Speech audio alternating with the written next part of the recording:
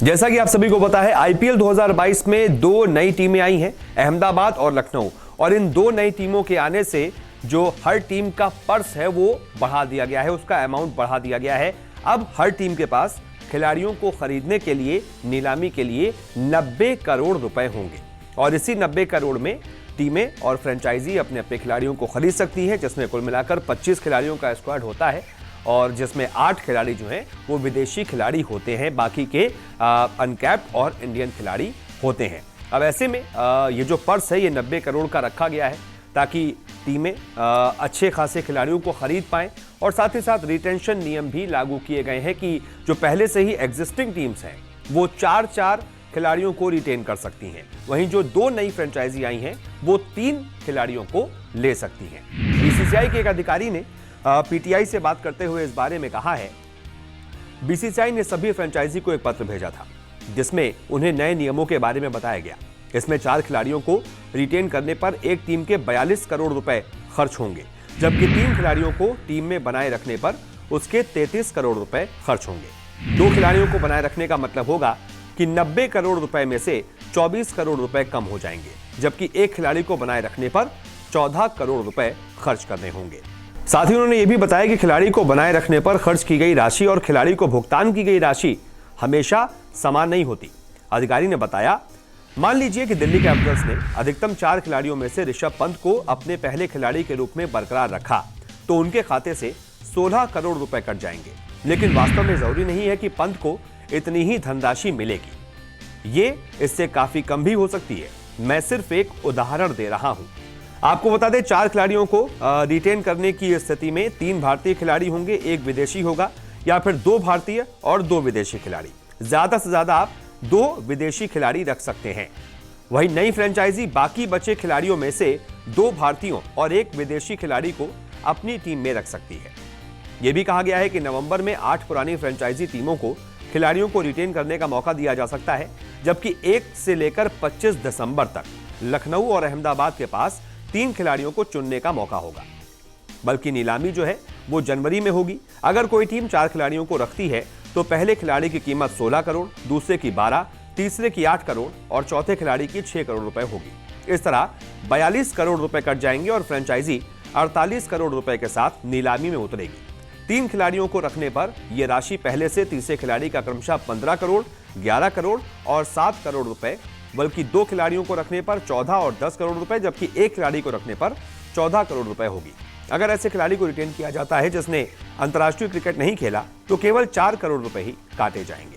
तो ये नए नियम है जो बीसीसीआई की तरफ से आईपीएल 2022 के लिए जारी किए गए हैं। देखना दिलचस्प होगा कि फ्रेंचाइजी जो है किन किन खिलाड़ियों को और कितने खिलाड़ियों को रिटेन करती है। बहुत बहुत शुक्रिया फिलहाल इस वीडियो को देखने के लिए। आईपीएल 2022 में फ्रेंचाइजियों के लिए डिटेंशन नियम क्या होंगे, ये नियम जारी कर दिए गए हैं। नियमों के मुताबिक फ्रेंचाइजी एक टीम 4 खिलाड़ियों को रिटेन कर सकती है, जिसमें 3 भारतीय, एक विदेशी भी हो सकता है, जबकि अगर 2 विदेशी खिलाड़ी खरीदने हैं, रिटेन करने हैं, तो आप 2 विदेशी और 2 भारतीय खिलाड़ियों के साथ जा सकते हैं। वहीं नई टीमों को भी इसका फायदा दिया गया है। नई आईपीएल टीमें आईपीएल 2022 की नीलामी से पहले बचे हुए खिलाड़ियों के पूल में से 3 खिलाड़ियों को ले सकती है। बीसीसीआई ने शनिवार दोपहर फ्रेंचाइजी के एक मेल में कहा, 8 मौजूदा टीम को पहले अधिकतम 4 खिलाड़ियों को रिटेन करने का मौका मिलेगा और उसके बाद 2 नई टीमें नीलामी से पहले अधिकतम 3 खिलाड़ियों को रिटेन कर सकेंगी। आपको बता दें, आईपीएल 2022 की नीलामी के लिए पर्स 90 करोड़ रुपए का होने की संभावना है। यह राशि आईपीएल 2021 की नीलामी में उपलब्ध 85 करोड़ रुपए से थोड़ी सी ज्यादा है। मौजूदा 8 टीमें 3 भारतीय और 1 विदेशी या फिर 2 भारतीय और 2 विदेशी खिलाड़ियों समेत कुल 4 खिलाड़ियों को रिटेन कर सकेंगी। इसके अलावा आईपीएल 2018 के सीजन से पहले पिछली बड़ी नीलामी के उलट नीलामी में कोई भी राइट टू मैच कार्ड नहीं होगा। इस बार आरटीएम का प्रयोग बाधित कर दिया गया है। आईपीएल में जुड़ने वाली 2 नई फ्रेंचाइजी लखनऊ और अहमदाबाद में जाने वाले 2 भारतीय खिलाड़ी और 1 विदेशी खिलाड़ी का नियम बनाया गया है। बीसीसीआई ने यह भी कहा है कि पुरानी टीमें 3 अधिक से अधिक कैप्ड और अनकैप्ड भारतीय खिलाड़ियों को रिटेन नहीं कर सकती, जबकि रिटेंशन लिस्ट में विदेशी खिलाड़ियों की संख्या 2 तक सीमित है। बीसीसीआई के ईमेल में साफ कहा गया है कि एक टीम 2 से ज्यादा अनकैप्ड खिलाड़ियों को नहीं रख सकती।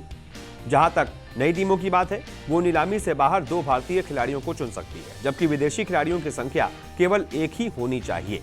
इसके अलावा नई टीमें नीलामी से पहले केवल 1 अनकैप्ड खिलाड़ी को ही चुन सकती हैं।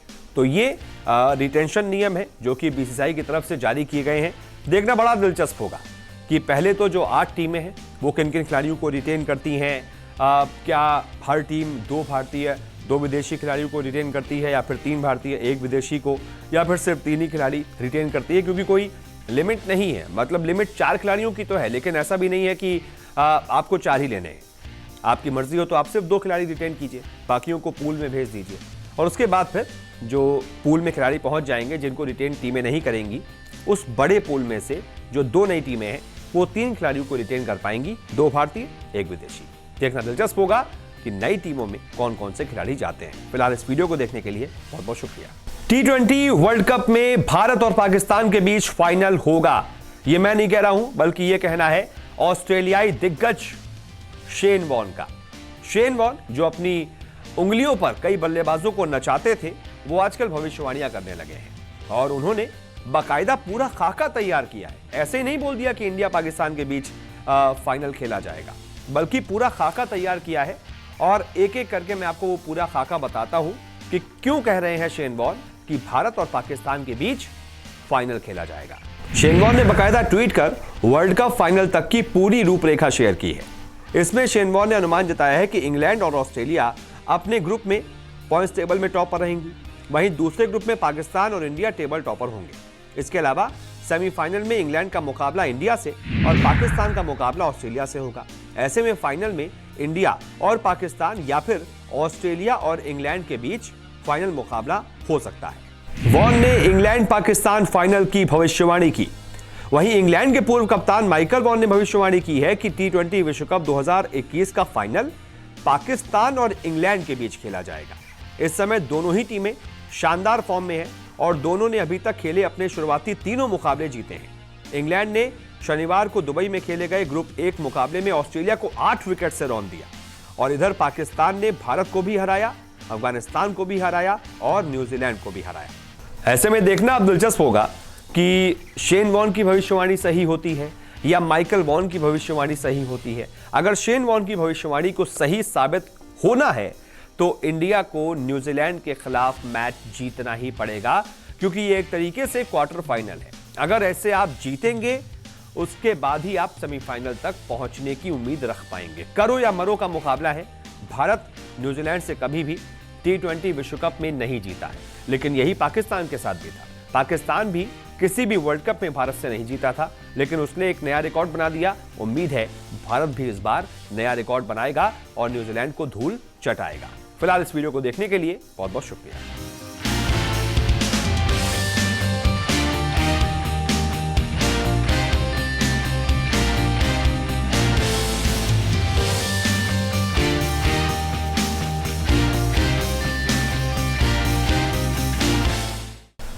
T20 विश्व कप में अभी तक का सबसे बड़ा कारनामा कर दिखाने वाले पाकिस्तान के कप्तान बाबर आजम हर मुश्किल सिचुएशन से अपनी टीम को तो उबार रहे हैं, लेकिन उनकी निजी जिंदगी में काफी ज्यादा मुश्किलें चल रही हैं, काफी ज्यादा उथल पुथल मची हुई है।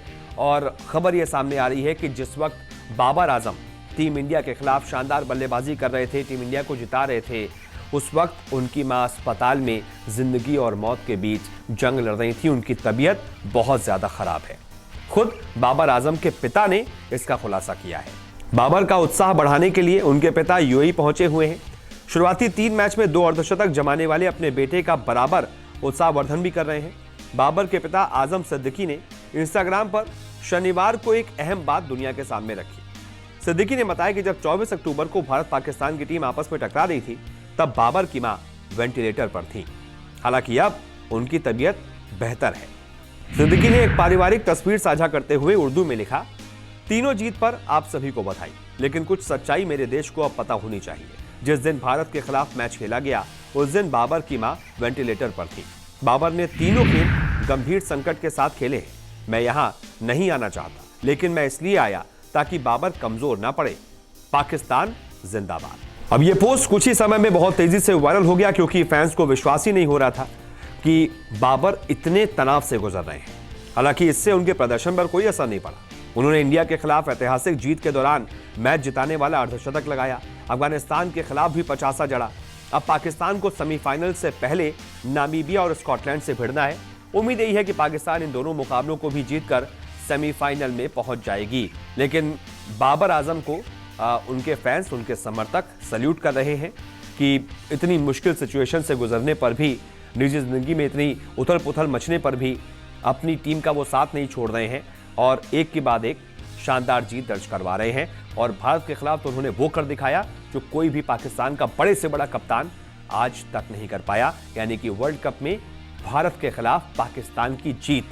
ये सिर्फ बाबर आजम की कप्तानी में ही पाकिस्तान की टीम कर पाई है, इसलिए भी उन्हें सैल्यूट किया जा रहा है। बहुत बहुत शुक्रिया इस वीडियो को देखने के लिए। अगर आपको हमारा ये वीडियो पसंद आया है तो इसे लाइक और शेयर जरूर कीजिए और हां, हमारे चैनल को सब्सक्राइब और फॉलो करना मत भूलिएगा ताकि आप क्रिकेट की कोई भी खबर मिस ना करें। चाहे स्पोर्ट्स की ब्रेकिंग न्यूज हो या क्रिकेट का कोई अपडेट, प्लेयर्स की मस्ती हो या हो मैदान का लाइव एक्शन, हर वीडियो मिलेगा न्यूज 24 स्पोर्ट्स पर। हम कंट्रोवर्सीज भी मिस नहीं करते, तो जुड़िए हमारे साथ और देखते रहिए न्यूज 24 स्पोर्ट्स।